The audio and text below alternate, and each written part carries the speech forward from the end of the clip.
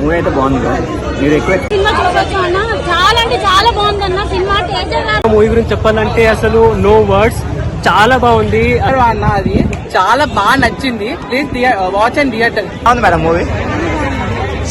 మా అల్లుడు తీసిన సినిమా బాగా నేషనల్ అవార్డు కూడా మూవీ అయితే బాగుంది. మీరు ఎక్కువ ఎక్స్పెక్ట్ చేయకుండా నార్మల్గా ఒక ఎంటర్టైనర్కి వెళ్దాం అనుకుంటే చాలా బాగుంటుంది. ఇంకా మనోజ్ అన్నకి అయితే చాలా మంచి రోల్ పడేది అనమాట. ఇన్ని రోజులు తన టాలెంట్ అంతా ఇది చాలా ఫుల్ పొటెన్షియల్ యూజ్ చేస్తుందని చెప్పచ్చు. ఇంత విల్నిజము ఈ క్యారెక్టర్ చాలా బాగా సెట్ అయింది. విఎఫ్ఎక్స్ ఎలా ఉన్నాయి? విఎఫ్ఎక్స్ చాలా బాగుంది. విఎఫ్ఎక్స్ అంతా ఏం లేదు, డీసెంట్ విఎఫ్ఎక్స్ అనమాట. అటు దీన్ని తిట్టలేము, అటు దీన్ని పొగడలేము. డీసెంట్. తేజ సజ్జ యాక్టింగ్ ఎట్లా అనిపించింది? తేజ సజ్జ యాక్టింగ్ కూడా చాలా బాగుంది.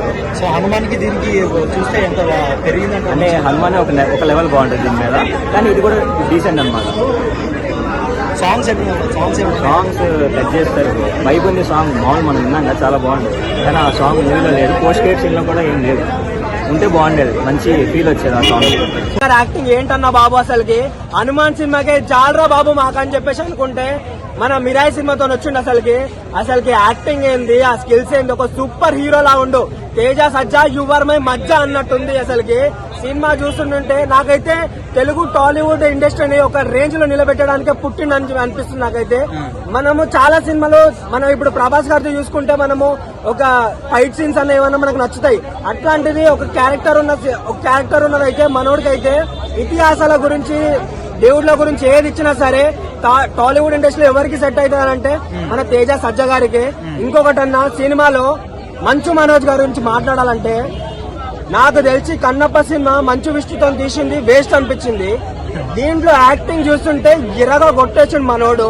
అసలుకి ఏంటన్నా విలనిజం, అబ్బా బాబా. ఇంత ముందు జగపతి బాబు గారిని చూస్తుంటే అనిపించేది, ఇప్పుడు జగపతి బాబు గారిని మించిపోయి ఉన్నాను.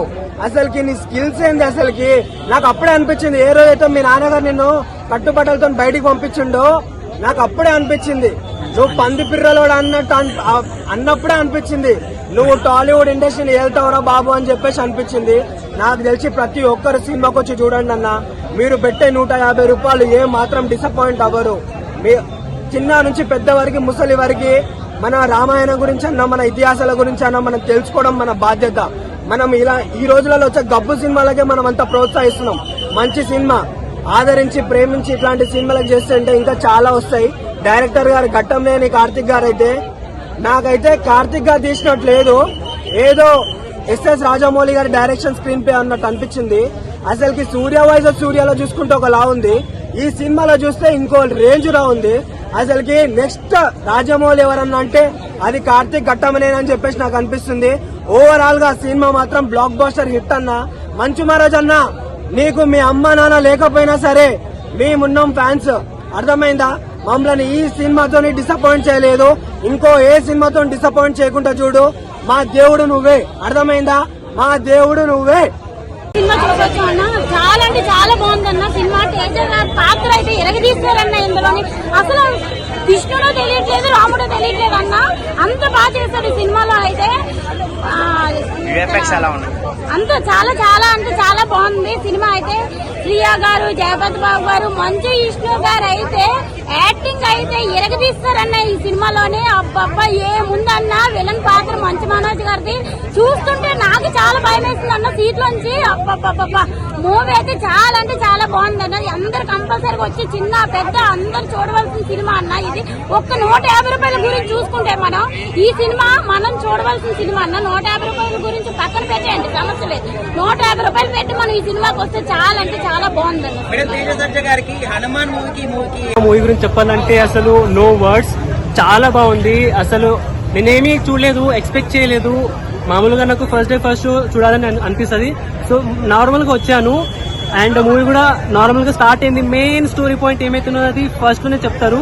అండ్ ప్రభాస్ అన్న వాయిస్ ఉంటుంది, చాలా బాగా అనిపిస్తుంది. సో అక్కడే అందరూ ఎంగేజ్ అవుతారు ప్రభాస్ అన్న వాయిస్ అనగానే. స్టోరీ స్టార్ట్ అయినాక ఇక హీరో ఇంట్రడక్షన్ చాలా నార్మల్ గా ఉంటది. అసలు ఇలా ఒక గ్రాండ్ ఎంట్రీ ఇవ్వాలి తేజ కానీ అలా ఏం ఉండదు. నార్మల్ గా ఇలా కూర్చుంటాడు, స్టైల్ గా ఉంటది ఎంట్రీ. తర్వాత ఇక తనది ఏమైతే క్యారెక్టర్ ఉన్నది మెయిన్ రోల్, అది కొన్ని సీన్స్ తో మనకు చెప్తూ ఉంటారు. విఎఫ్ఎక్స్ ఎలా ఉన్నాయి బ్రో?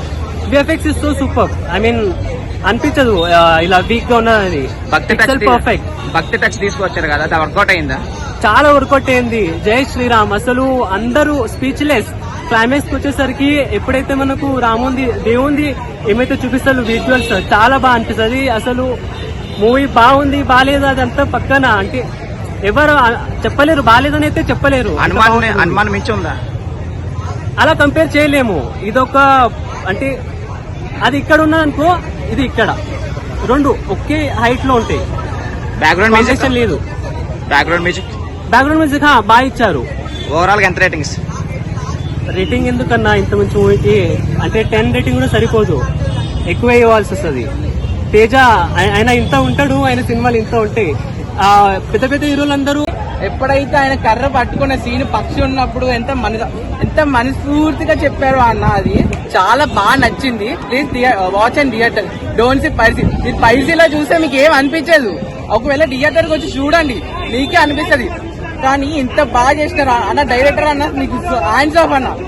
ప్లేస్ అవును మేడం మూవీ. సో విఎఫ్ఎక్స్ ఎలా అనిపించాయి? విఎఫ్ఎక్స్ బ్యాక్గ్రౌండ్ మ్యూజిక్ కానీ విఎఫ్ఎక్స్